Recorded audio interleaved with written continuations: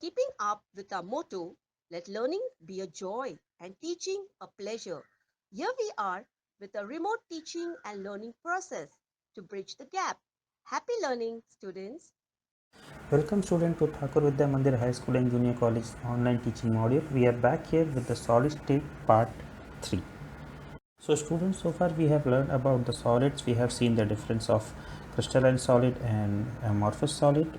Under crystalline solid we have seen the various headings.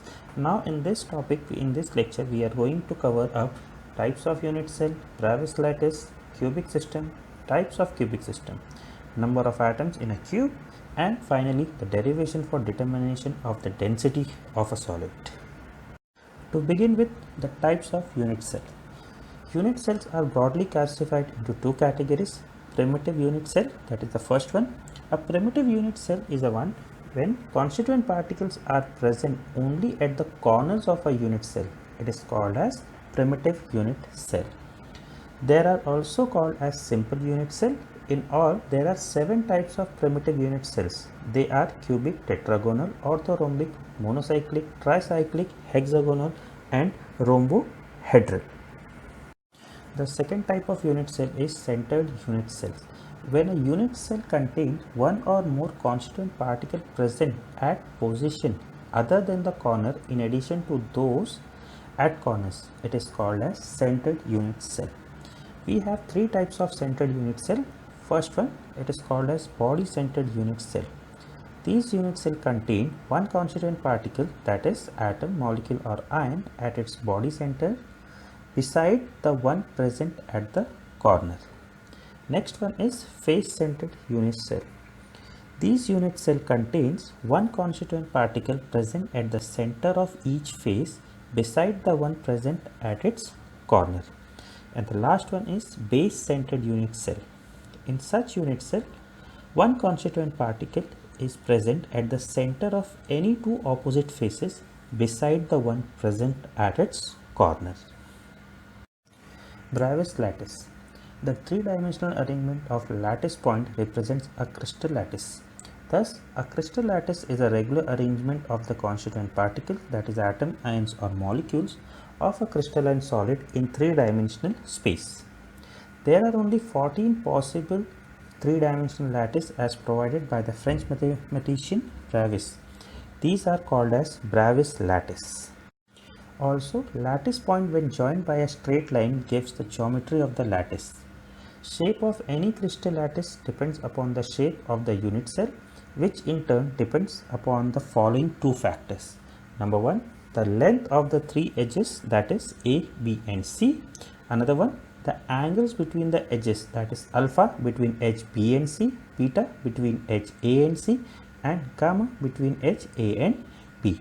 Thus, a unit cell is characteristic by 6 parameters, that is A, B, C, alpha, beta and gamma. The complete crystal lattice can be obtained by extending the unit cells in all the 3 directions. Moving on to the next, we have cubic system. There are 3 types of unit cells in cubic system, that is primitive or simple cubic system, body center cubic and face center cubic. As depicted in the figure, the first figure is a primitive type where the atoms are arranged at the corners only. In the second figure, it is for the body centered. Here, along with the atoms arranged at the corner, it is also present at one atom is present at the center.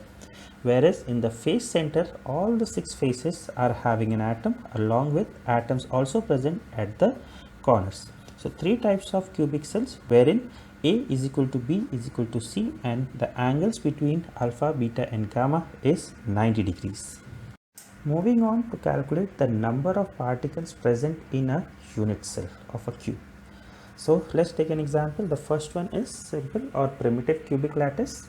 In simple cubic lattice, 8 constituent particles are present at the 8 corners of the unit cell. So unit cell repeats in 3 dimensions to form the complete crystal. The constituent particles at the corners are shared by the neighbor unit cell. That means it is been shared between 8 neighbors. A constituent particle present at the corner is shared by the 8 neighboring unit cells. Its contribution to one unit cell is the 1 by 8 part of an atom. Thus, the number of atoms present as the 8 unit cell is 8 corner of the atom into 1 by 8, that gives us 1 atom per unit cell.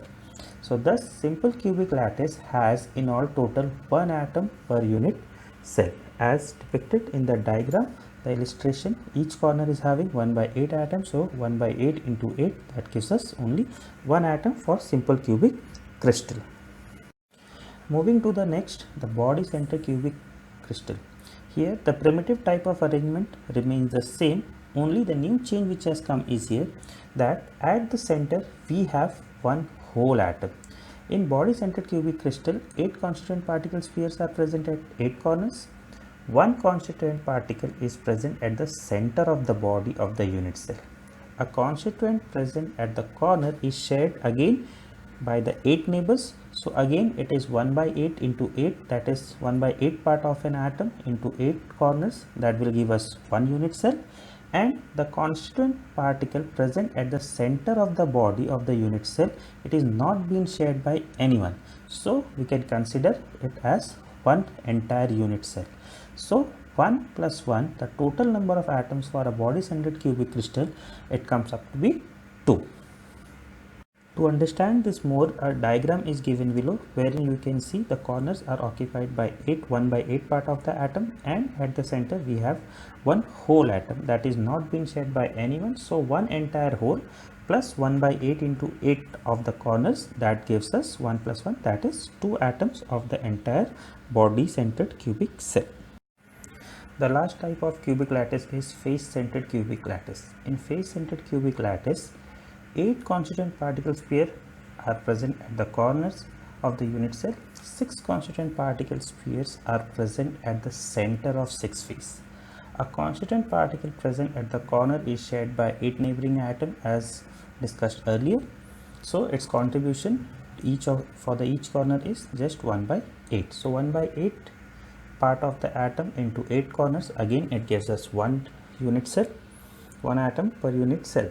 So a constituent particle present at the center of the face is shared by 2 neighbors. So it becomes like each atom or each unit cell will share only half of the atom. Thus number of atoms present at the faces per unit cell is 6, and 6 faces into each of them are having half atom. So 6 into half, that gives us 3. So 1 atom from the corners and 3 atoms from the face, total gives us 4 atoms. Thus, a face-centered cubic crystal has 4 atoms per unit cell.